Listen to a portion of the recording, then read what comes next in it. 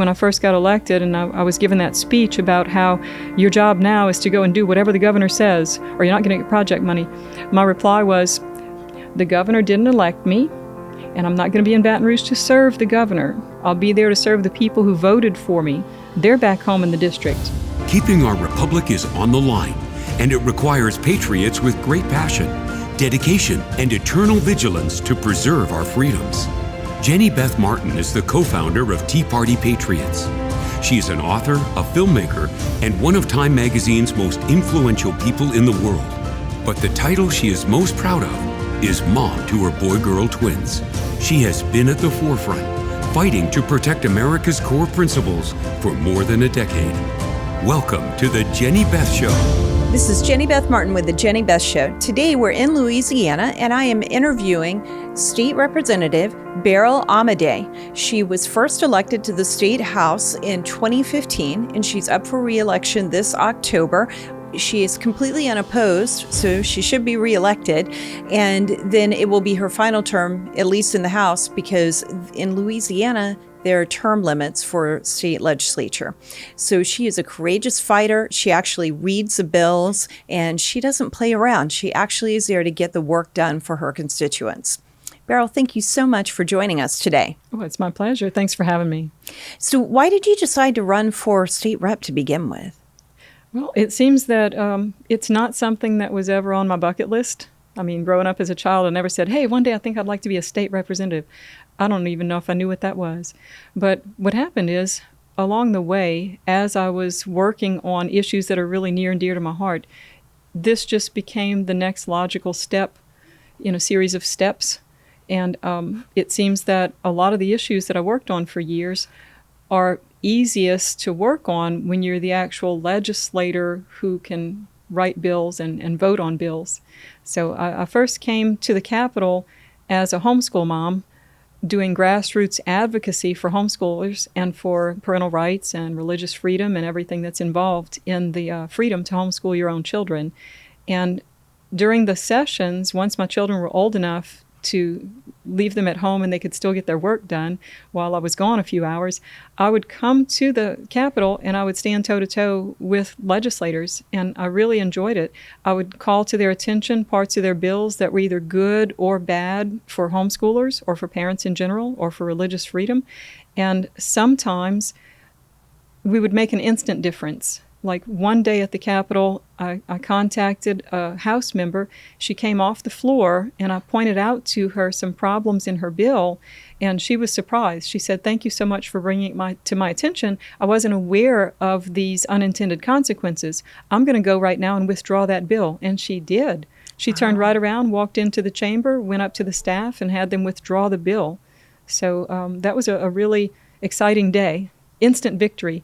So some other times it was much more difficult because as hard as we tried to get a good bill passed or to get a bad bill killed, it didn't work. But I was very excited to have the opportunity.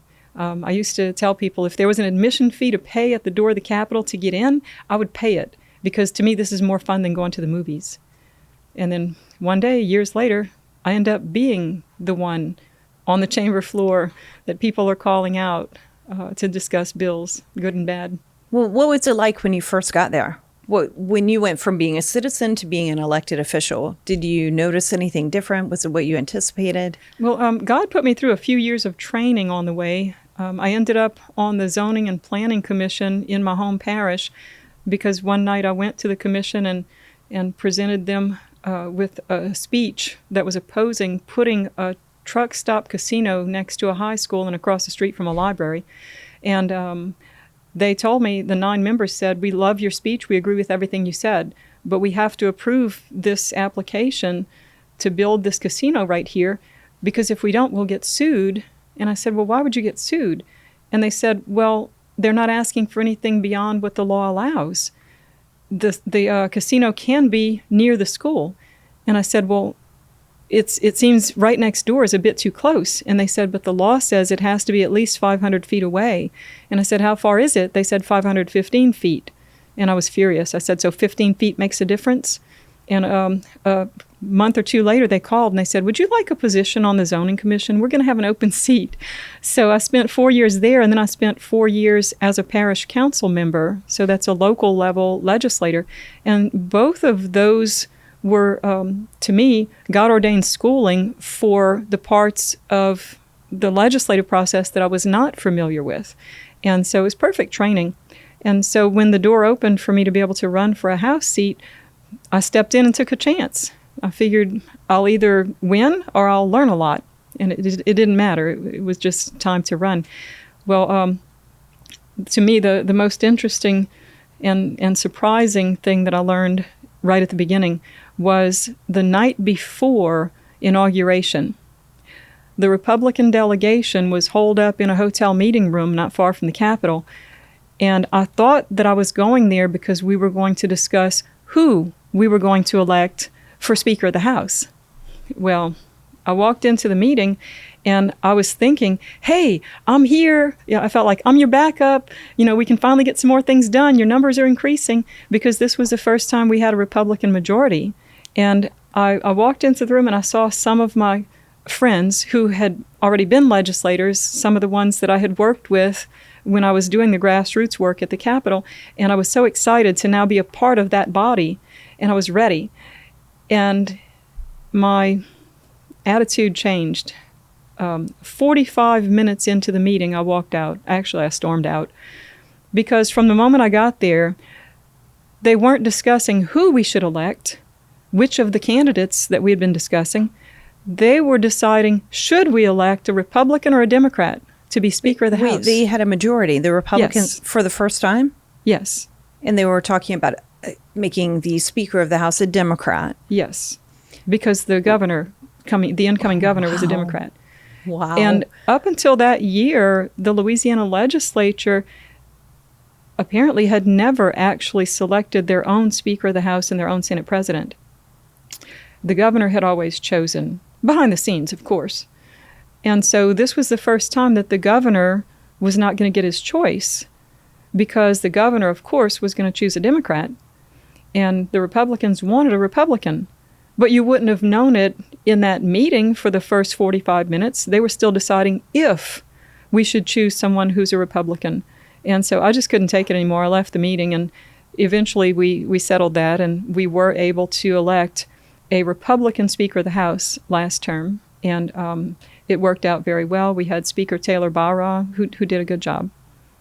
So sometimes it's surprising when things aren't really working the way the public expects them to work, or the way that they're supposed to work, or the way it's written out on paper to work.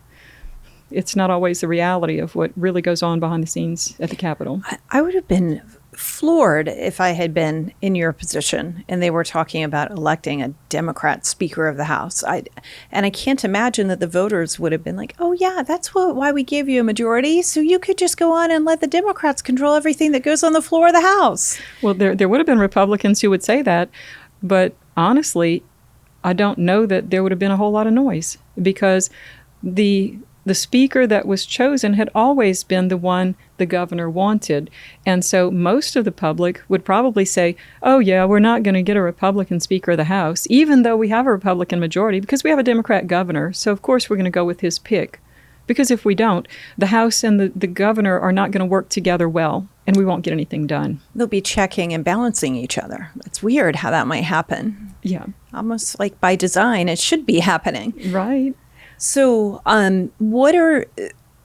that's really quite shocking that happened. In the end, in that meeting, did they still elect a Republican speaker, or did they elect the governor's choice? No, we ended up with a Republican speaker. Okay. And not the governor's choice. All right. And in fact, the governor's choice became the Speaker pro tem, kind of like a consolation prize.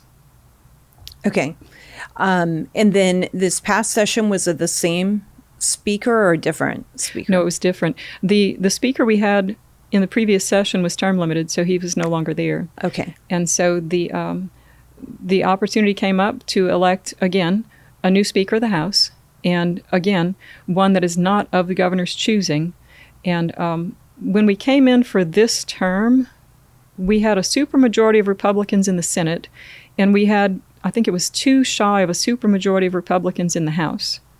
And so we ended up having Republicans as both the Senate President and the Speaker of the House. But the conservative Republicans are not pleased because both of those leaders were not what we would typically think of as Republicans who stand on the platform. Instead, they were what we call rhinos. And so in order to get elected, the current Speaker of the House could not get a majority of the Republican delegation. So he took the Republicans who would support him, and then he went over to the Democrat caucus and got votes there. And that's how he was able to achieve the number of votes he needed to become Speaker. Well, one thing is for sure, that speaker knows how to play the game and to get the votes and to be a politician. I'm sure it's not what the voters were expecting when they were delivering 2 shy seats of a supermajority. But I think that sometimes elected officials go and they think it's all about some give and take game rather than the fact that their decisions make a difference with how people get to live their life. Yes, we have a lot of members who still believe that the Huey P. Long model of government is the way we're supposed to do government in Louisiana. Now, Huey Long was a governor in the last century, and a lot of what Huey Long put in place while he was governor still exists today. For example, in Louisiana, all the different entities have to come to Baton Rouge with their handout every year to get budget money for their department or agency. Whereas in Texas, right next door, for example, let's look at education funding. Their education funding comes from the county. They don't have to go to Austin every year to beg for education money. In Louisiana, a large percentage of education dollars come through the state budget specifically. So it's not a lot of local money. And so it's that way in so many agencies. It's that way with virtually all local government funding. So it's very Baton Rouge heavy in Louisiana. And so Baton Rouge has an awful lot of control. And in fact, the saying is that the governor of Louisiana is the second most powerful man in the country, second only to the president, because he has line item veto power. And so money rules, project money especially rules. And there are people who believe that, in fact, I was told when I got elected by certain political people, congratulations, you won. Now, your job is to go to Baton Rouge and do everything that pleases the governor. All that social stuff you ran on, that's all for campaigns. Your real job is to do whatever you have to do in Baton Rouge to please the governor, because if you don't, you're not going to get any project money back home, and that would mean that you are completely useless and need to be replaced. And so that is the belief of a majority of the House and Senate today. And there was a bill that was passed in the last legislative session that busted the spending caps, a short period of time to vote on it. Talk a bit about that and explain what it is, and then let's talk about what you were experiencing behind the scenes that people may not be aware of. Oh, sure. The way that I explain to people that the budget is done in Louisiana is this. The governor proposes the budget, the House fixes it, sends it over to the Senate, they mess it up, they send it back, and then we fight until the end of session. And that's the reality. That's how it actually happens. Maybe it's not how it was intended, but that's real life. And so from the beginning of this session that we went through this year, the Senate president had pre-filed a bill that would bust the expenditure limit. So he actually had this plan in mind before we ever even really considered the governor's proposed budget. So it was his plan from the beginning. So in the House, we ended up passing a budget, which I supported, and that budget funded all the important things that we ended up arguing about throughout the session without having to break the expenditure limit. But once we sent it over to the Senate and they loaded it up, they wouldn't send it back until after the House passed the bill that would bust the expenditure limit. So what they were asking us to do is to write them a blank check. They were asking the House to go ahead and give them many, many millions of extra dollars to fund What? They wouldn't show us the budget. They wouldn't send the budget back so we could see what they were going to do with all of it. They just wanted us to blindly sign the blank check. And so the bill that would do that finally came up for a vote, and it did pass the House. I was one of 19 to vote against it. I'm still wearing a number 36 pin today because in the House, it takes 36 votes to break a 2/3 vote requirement. So this bill would have needed 70 votes to pass. If we could find 36 or more members who would not vote for it, it would not pass. And we had that a few weeks out. But every few days, we were losing people. We had, 47 people who were ready to vote against busting the expenditure cap. But the pressure that's on the members to go with the flow, to do what it takes to get the project money, is extreme. And so we had members who would go home for the weekend, and while they were at home, they would have all the heads of their local governments meet with them and pressure them and tell them, you have to vote to bust the expenditure limit, because if you don't, we don't get project money. First of all, they didn't contact me to set up those meetings with me because I guess they know I don't play those games. I voted for the budget as it was leaving the House. That budget contained the money needed to offer raises to the teachers, to fund the projects in my district. That budget was fine. Was it the best? Well, no, I could find ways to improve it, but it was good enough. I voted for it. So in order for me to believe that somehow there wasn't going to be project money for my district if I didn't break the spending cap, you'd have to prove to me that there was something wrong with the budget we sent. So really what I'm getting at is it was a lie. It was just a lie. We did not have to bust the expenditure limit to provide the funding for all of the important things. The reality was we had to bust the expenditure limit so certain members, especially senators in their third and final term, could go around and spend money like crazy so that they could go home and say, I got money for this, I got money for that, so that they could go out and have their little legacy of funding things. Well, my problem with that as a citizen, as a tax-paying citizen, is I'm not impressed that you spent all this money. What would impress me is if you were reserved, and when we had an excess, if you found a way to send some of that back to the taxpayer. But they don't like that story. So we ended up passing that bill, busting the expenditure limit, and passing all the budget bills in the final minutes of the session. It was even, I think it was within the last hour. And I even have breakdowns of some of these bills. You know how I said that the budget starts with the governor, goes through the House, goes to the Senate, and then we argue? Well, those arguments are settled in something called a conference committee report. The conference committee is not a standing committee. The conference committee is made up of 6 members only, 3 from the House and 3 from the Senate. And the conference committee meetings are not even public because sometimes they're not even meeting. They might be circulating a piece of paper. They might talk by text message. 2 or 3 might meet in a hallway. It's not necessary that all 6 conferees ever come together at one table in public at all. So all we have is a conference committee report. Well, the conference committee report on the bill that contained all the project money had something like 246 amendments in the conference committee report. It arrived 60 seconds before the bill was called for a vote on the House floor. It was presented without any allowance for questions.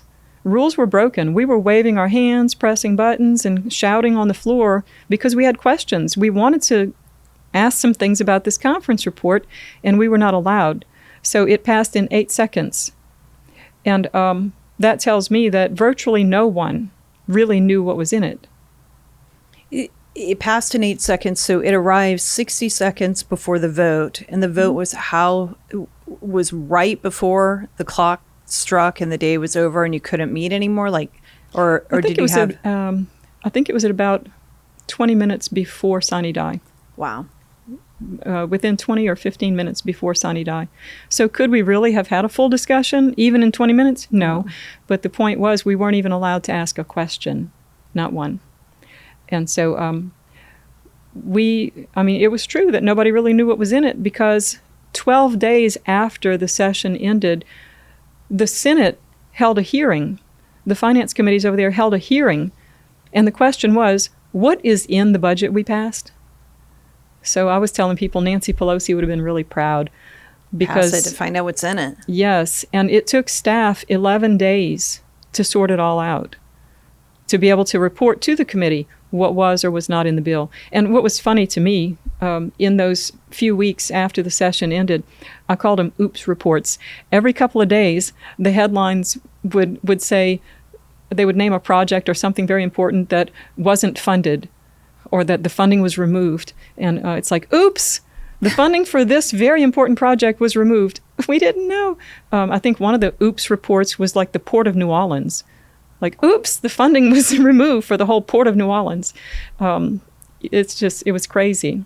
The reason I say I was entertained by it was because I didn't vote for it. So, I could have gotten a T-shirt that said, told you. So it was rewarding to me to see that the shenanigans were being called out. They were all over the news in the headlines. The fact that the budget was just thrown together at the last minute, changes to the budget were thrown in at the last minute, that the public was not allowed to know because the legislators weren't even allowed to figure out what was in it. And I believe this is just not the way that we should do a budget. I believe the taxpayer money is sacred because somebody had to work and sacrifice for every penny of it. And to handle it like that is just really obscene. It is very obscene. And then you faced a lot of anger and backlash, didn't you? Not maybe from your voters as much as from people who have power. Political people. What happened with that? Well, the day after we got out of session, it was a Thursday night. The next day was a Friday. And on that Friday, certain political people back home in my district got together and really figured out that they needed to blame me for the 3 projects that were taken out of my district, that since it's my district, it's my fault, that those 3 projects were only taken out because I had not done my job.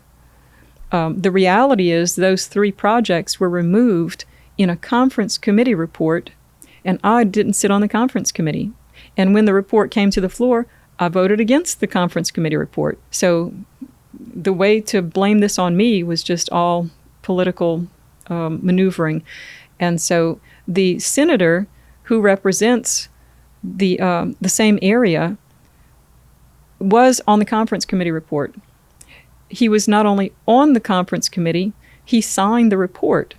And so to pass a conference committee report to the floor, only 4 of the 6 have to sign. So if he truly had any question, he could have refused to sign and it could have still passed. But no, he signed it. So if you want to blame somebody, I'm telling people, well, blame him. He signed the report. He was on the committee. So there was a lot of heated exchanges in my district. The different leaders in the area were believing the story that was being told. And I got a phone call from the mayor in my district who had 2 road projects, badly needed road projects, removed in the conference committee report. And I considered him a friend all these years. And his phone call to me was, I'm just calling to let you know that I'm done with you, that you are completely useless as a legislator, and I'm so disappointed. I want you to remove my cell number from your phone. If you need anything, contact my office and my staff will handle it, because I'm so mad at you for losing those 2 projects in my district. How am I supposed to function? My people are driving on bad roads. And I had to explain to him that the projects were still there every step of the way where I voted, and that they were removed by his senator. And so it took him weeks and weeks to calm down. In fact, what he did was make phone calls to try and find someone to run against me for this term. And The same thing with leaders in other parts of my district. There were 4 factions of political people who were actively making phone calls to find people to run against me. And I know they were doing it because I was getting the phone calls that said, "Hey, Beryl, just wanted to let you know, I got a phone call. They were asking me to run against you." And I would say, "Well, what did you tell them?" And they'd say, "Well, no." And I would say, "Well, thank you. That's very nice of you." And on the day before qualifying opened, some of those same people who were actively looking called me to pretend that they had actually been busy talking other people out of running against me. So now, if nobody showed up to qualify against me, they wanted me to know that it was because of their hard work keeping people from qualifying against me. So this is how the political world is. And you're not there to play games, are you? No. In fact, you said that recently at a meeting. I did. The same mayor who was looking for people to run against me called me out in a Chamber of Commerce meeting, a luncheon, where we had just given our after sessions reports. And he said that maybe if you're not able to go up there and work with people in Baton Rouge to get the project money we need, then you need to be replaced. And he said, "We need someone who can play the game." And I told him, "Well, I don't play games. And the games are the problem. If we keep doing government the same way we always have, we're going to keep getting the results we've always gotten." And I came to Baton Rouge in order to end the Huey Long model games playing that goes on, because this is not the way government is supposed to run. It's not the way the citizens expect it to run. And it's really abuse of the citizens and of the taxpayers. And it truly is what I'm learning about Louisiana, and what you hear when you get involved in the political world and start learning about different states. Louisiana has a lot of corruption. There's Yes. a lot of corruption here. And it is just clearly expected that the money is going to go to the state capitol, and it's going to be kind of redistributed, if you will, around the state to whichever area needs it or wants it or makes the best deal or makes the best political promises or whatever else they're deciding. But it's like they're just going to beg for what should be theirs, and should probably some of it be local projects to begin with. So they're not dependent on the state. Absolutely. So we have a two-pronged solution for that. And I need to see more legislators get elected who are determined to utilize these 2 possible solutions. What we need to do is, first of all, while we have this model of government, we need to be sure that the project money, and really any money that's going back down to the local governments from the state, is doled out according to need and priority, not political favoritism. So that's number 1. And number 2, we need to work to change the structure of government so that the local levels can be more independent. If everybody has to keep coming to Baton Rouge to get a handout, then there's always going to be this struggle and this fight. And it's always going to be ripe for corruption and for political gamesmanship. But if the locals get to keep their own money locally and decide locally how to spend it without having to come to Baton Rouge, then Baton Rouge will get a whole lot better. It'll be like the sun comes out. If there is a change in the governors, in which party controls the governor, I think it's going to take a lot of leadership, whether it's official leadership that is elected as the speaker or not. It's going to take a lot of people like you working very hard to make the changes, and also to go and frequently speak to your constituents to explain, we're trying to change the way this works. We're trying to change the rules or the way this operates so that you have more freedom and you have more opportunity, and we can have economic growth in this state.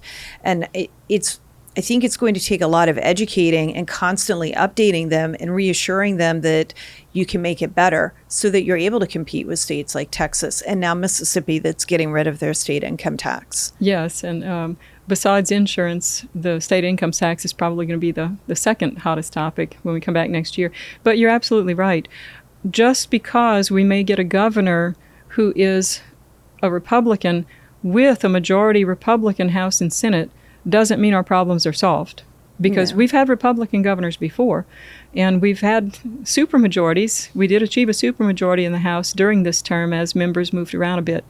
We've had supermajorities of Republicans in both houses, and yet here we are. So it's not just whether someone's wearing an R or a D behind their name. We need to be sure that the people that we elect actually have a vision for what needs to be changed and how to do it, and that they're willing to come to Baton Rouge and work to get that done, even if it means standing against some political pressure. I think we have too many people in Baton Rouge who forget who actually elected them. Whenever I was approached when I first got elected, and I was given that speech about how your job now is to go and do whatever the governor says, or you're not going to get project money, my reply was, thank you for that advice, but just so you know, the governor didn't elect me, and I'm not going to be in Baton Rouge to serve the governor. I'll be there to serve the people who voted for me. They're back home in the district.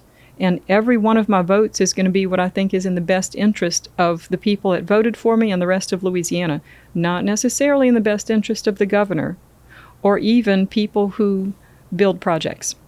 And of course, that speech didn't go over well to the one who gave me advice, but the taxpayers, the citizens, the voters do believe that, and that's what they want.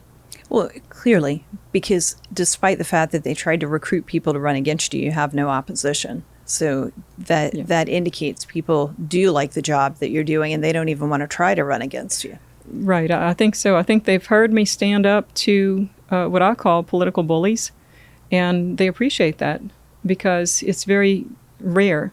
It's like, I keep thinking of that story about the emperor's new clothes. It's rare that somebody would call out a leader who's doing wrong. More people are afraid to call out a leader because they're afraid of the retaliation. And the retaliation's real, but to me it's part of the job. Well, and it doesn't, if they were doing the right thing, you wouldn't have to call them out. It's not like, I'm sure that you don't sit around going, wow, how many points can I score? You're trying to, you're not doing that. And it's not pleasant for you at all when you're, in the end, I mean, maybe in the moment there might be some, let me just show you how it is. And you feel a little good exposing things, but you're not doing it for your own sake. You're doing it to try to shine light on what's happening, even though pressure will bear down upon you. Right. And it's very important to me. I don't sit around looking at what I can pick on. I don't sit around watching leadership at any level and making lists of all their faults until the next time I get in front of a camera or something. In fact, as a Christian person, I have to weigh very carefully whether I'm going to say anything or whether I'm going to expose anything that someone in leadership does, because we have so many scriptures that talk about how we're supposed to honor those who are in leadership positions, and we're supposed to pray for those who are in leadership positions. And so all of our elected officials obviously are in that category. And so I don't take it lightly if I have to call out a leader in front of the public, if I have to stand up in a luncheon and tell the story of what really went on at the Capitol. For me, I'm not looking for gotcha moments. I'm looking to inform the public about what's really going on so that they can make wise decisions when they vote, and so that I can report on the job I'm doing. Because obviously when I present a bunch of bills and most of them don't pass, and a lot of that's because of political shenanigans of leadership, I have to give an answer to my voters about whether or not I'm getting anything done. So I proposed bills. They were good bills. They didn't pass. I need to give an answer as to why they didn't pass. Sometimes there may have been a problem with the bill. I'm not perfect, but other times it's because leadership plays games, and they might choose to not schedule your bill, or they might choose to schedule it when it's too late in session for it to make it all the way through the process. That way they have the deniability. Well, we gave it a hearing. We don't know why it didn't pass. They know exactly what they were doing. So, I don't just run around trying to call people out, but I do want to help with transparency. I think it's very important, and I'm glad that you're doing that.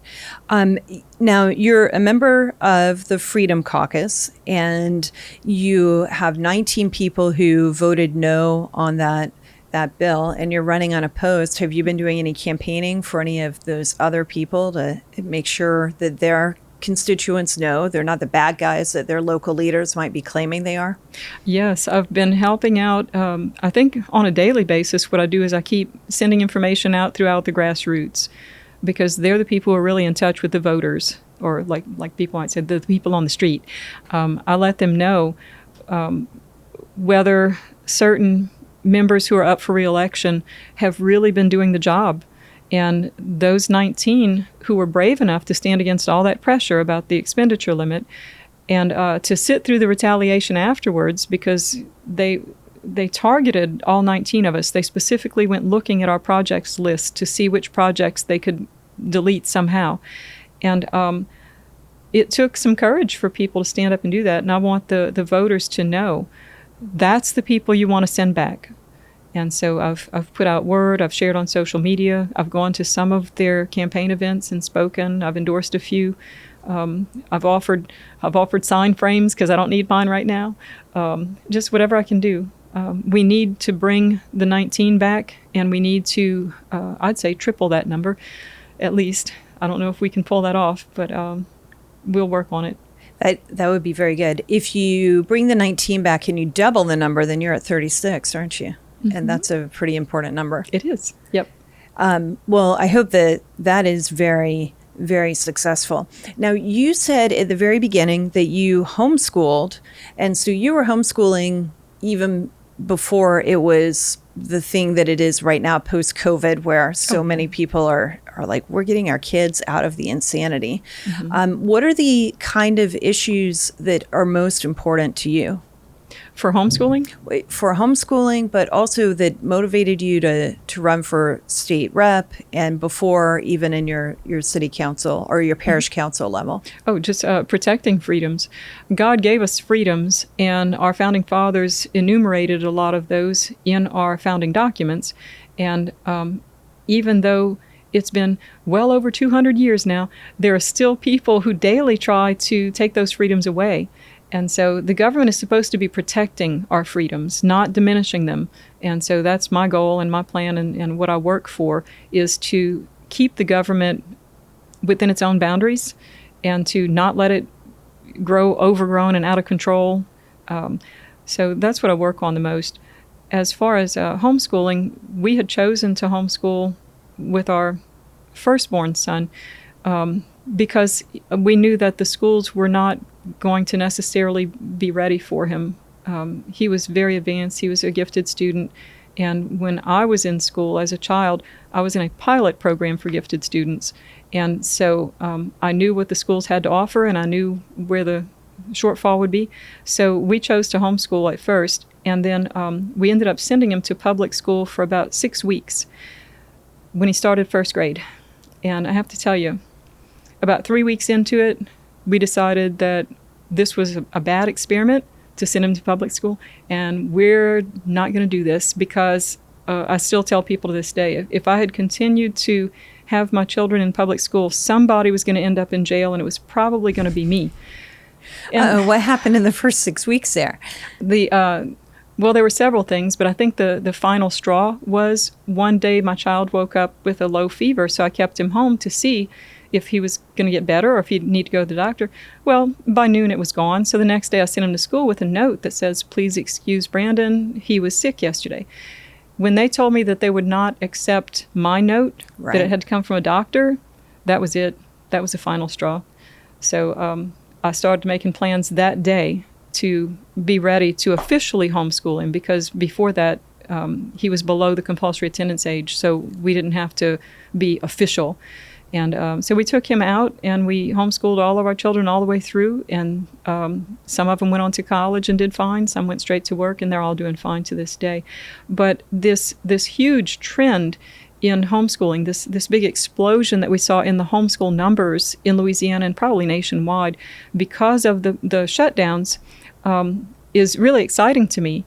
Now, I know that a lot of people decided to take their children home and teach them so that they could continue their education while the schools were shut down. And many of them chose to do online schooling that's really public school at home. Right. And that's fine. You've removed your children from certain harm that would come from physically being in the building.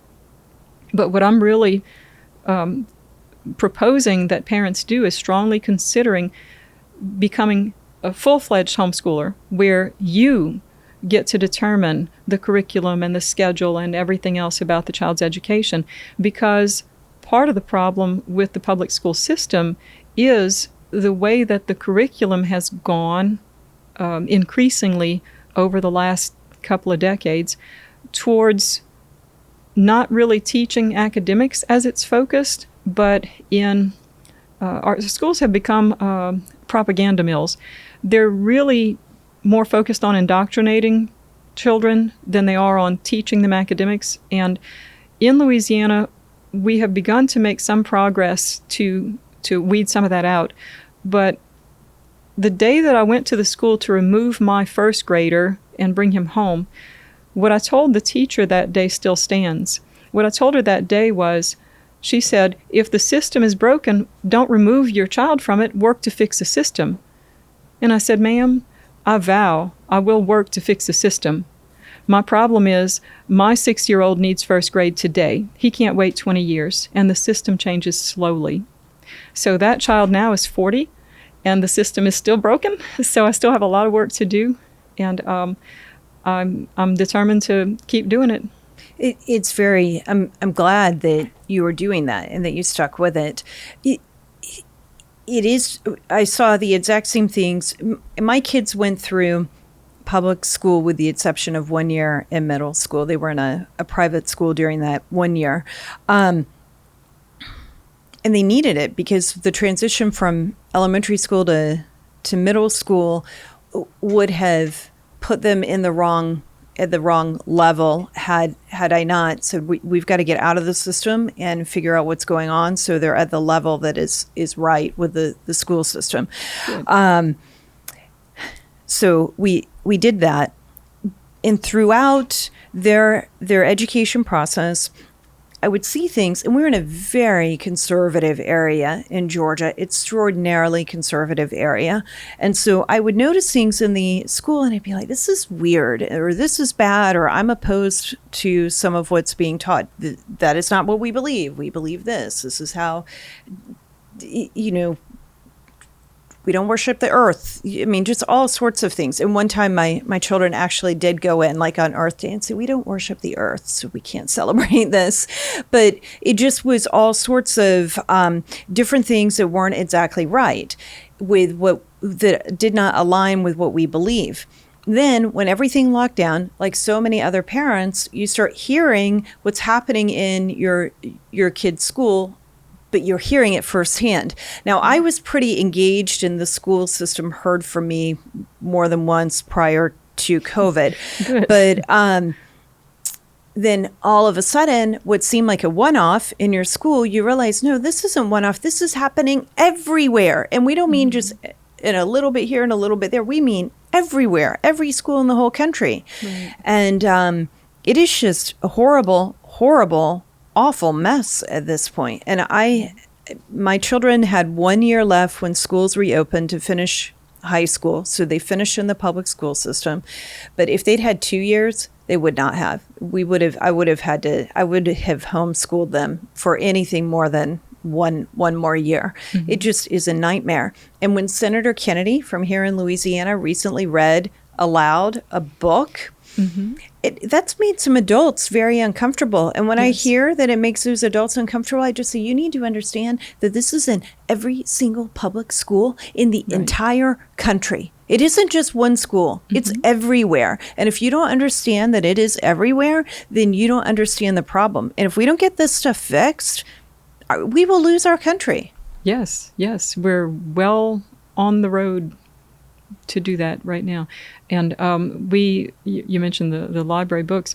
We had many discussions during the last legislative session about library books, whether public library or public school library or what have you. And I'm proud of our senator for actually having the nerve to read some of that out loud in public. When we handled library bills this past session, there were times during committee hearings where the people who were presenting the bill would have samples of what was in the books. And if they wanted to show it or read it or what have you, it was very telling that the media would not show it without blacking out certain parts, that the media would bleep out certain words if it was audio, like the evening news. And I think the most telling thing was over in a Senate hearing. I wasn't in the room, but I was told that in a Senate hearing, there were senators who left the room because they didn't want to hear. Now, they were members of the committee and they needed to vote on the bill, but they left the room because what they were hearing was in these books was so egregious to them they couldn't stay in the room. And yet we're talking about children being exposed to all this. Middle school, sometimes elementary school, yes, and high school as well. By the time kids are in high school, most kids have been exposed to something somewhere. Right. And I'm not saying it's okay in high school, but, middle school and elementary school, for Pete's sake, if we can't agree as a society that kids don't need to be thinking about or even knowing certain things at certain ages, we've got problems. We do. And history's clear. If you look at different cultures and countries throughout history that are no longer with us, and you look at their demise and the factors that played into their demise, you can see where this country could be heading if we don't get this straightened out. And we have yes, it is exactly where we can see where the country would be heading. We have to be able to protect children. Yes. A species who doesn't protect its young doesn't survive. And a country that doesn't protect its young will not survive either. Right. We have to be able to do that. And I'm not saying, there are some books that I know are in schools. I don't think even at the high school level they should be looking at. I really worry about it when it's in the middle and the elementary schools. Yes, and it's strange that in these past few years we even have to have these conversations, but it's very telling the fact that we have to have these conversations. What is happening in schools? They've gotten so far off track compared to what was being taught in the classrooms, say in the 40s, 50s, 60s.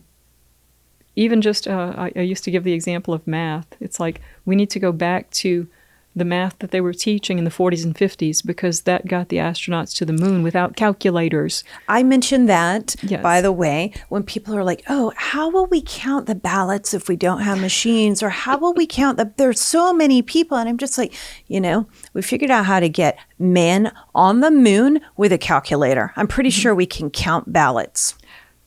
We would hope. If not, we're really worse off than I thought. And I'm not necessarily saying all ballots should be paper and it should be all hand counting. I'm just saying, don't tell me dismiss don't tell me that what is happening right now is the only way it can happen because there are a lot of people or because it's a complicated system. Somehow we managed to defy gravity and get to the moon. Well, then, of course, there are some people who are going to say, or did we? But that's a whole other topic. That's true. But you're right. And that math is so important. And the ability to think and to think outside the box and to solve problems that haven't been solved before. Yep. The teaching that would help you to continue to be a free thinker, someone who can use your imagination, who can plot and plan, that has gone. That's just gone by the wayside.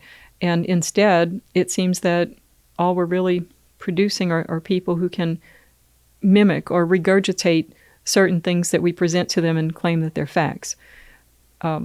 Just the inability to figure something out. I'm really concerned about the up-and-coming generations, about their resourcefulness, and how are they going to solve problems, because it's not looking good. No, it's not. And yet people like you give me hope because you're standing up and you're looking out for the younger generation, and you're trying to fix the things that are broken at the government level, at the state level, in Louisiana. And we've got people like that in other states, and at the national level, a few stalwart fighters for liberty that are doing everything they can to make a difference. Well, thank you. And that to me is what's so exciting about the Freedom Caucus. We didn't start the Louisiana Freedom Caucus until this year. So this was our first session, the most recent session, going through it with an actual Freedom Caucus. And I keep thinking, man, if we could have just had that at the beginning of this term, we might have even been able to replace our speaker early. I can't imagine how much we may have gotten done if we had a Freedom Caucus. We did have something called a Conservative Caucus, but in order to even form one, we had to water down the principles, our founding principles, so much that it came down to just a couple of things that most people would consider no-brainers. Like, of course, you had to support the protection of unborn life, Second Amendment, and smaller or limited government, like wise budgeting. And that might have been it. It might have been only those three things. And so in order to get the numbers of people we needed to be in a caucus that was big enough to be able to stop the two-third vote requirements, or stand up to a bill that didn't need to pass by blocking a two-thirds vote, we had to water our principles down to just those very foundational core principles. We couldn't go anywhere outside of that. Bill after bill would come up and we'd say, hey, we should get the Freedom Caucus we should get the Conservative Caucus to put out a press release to stand together on this. And it's like, we can't. It's not protecting unborn life. It's not Second Amendment. It was something else, and you just couldn't get enough agreement. So after the vote to bust the expenditure limit, when only 19 people voted against it, the Conservative Caucus was just died right there on the spot. Because if they were for wise budgeting, they obviously were willing to violate that. Yes. So even though we started out with like 47 or so who were ready and in agreement, they got whittled down. They let themselves get whittled down. So there is no more Conservative Caucus. But you've got the Freedom Caucus. Yes, thank God. So, and one thing that the Freedom Caucus is doing, and that you already were doing, but maybe all the legislators just don't have time, you read the bills, right? And then you guys are also kind of pooling together to read the bills to make sure you know what's in them before you're passing them as much as you can. I mean, if a bill drops with 240 amendments, in less than an hour to or less than 60 seconds to read them. Right. That's right. That's going to be very helpful. We were able to stay on top of things better this legislative session because we had people reading bills and comparing notes and figuring out before they ended up hitting the floor what might be dangerous or what was great, what needed to change, what needed to be supported. And that's the actual work of dealing with the bills. Ever since I've been elected, I've been looking at bills. I have the reputation on the floor of she reads every bill. Well, honestly, I don't. Who could? We have like 1,700 bills per session. But what I do is I try to be sure that I've at least scanned the small descriptions, at least, of every bill that's going to come before me on my desk. So whether that's in a committee where I serve or whether that's on the House floor, if I'm going to have to vote on it, I hope I've at least browsed it. And if I see anything that might be trouble, then I dig in and read the whole thing, scour the whole thing, pass it around to friends, get it analyzed by lawyers or whatever I need to do. All of that takes time, though. And sometimes things move very quickly. And the later in session you get, the faster they move. And so it is impossible to do that with big bills like the budget bills on the final day of session. Right. You just can't. So until we begin to handle the budget bills earlier and not wait until the last 24 hours, the budget's still going to be a problem. Well, I hope that can change. I don't know that the institution and the people inside the institution are ready for that change, though. Well, we need at least a near majority, to make noise and to put their feet down. We need at least 36 in the House to stand back and say, no, we're not going to do it this way anymore. We're just not. There were those of us who were willing and ready to stay and come back immediately into a special session to deal with the budget, not to rush it through in that last hour. There just weren't enough of us that were committed to do that. It seems that there are some legislators who like to do things as, I'm trying to think of a nice way to put this. They want the job to be cushy.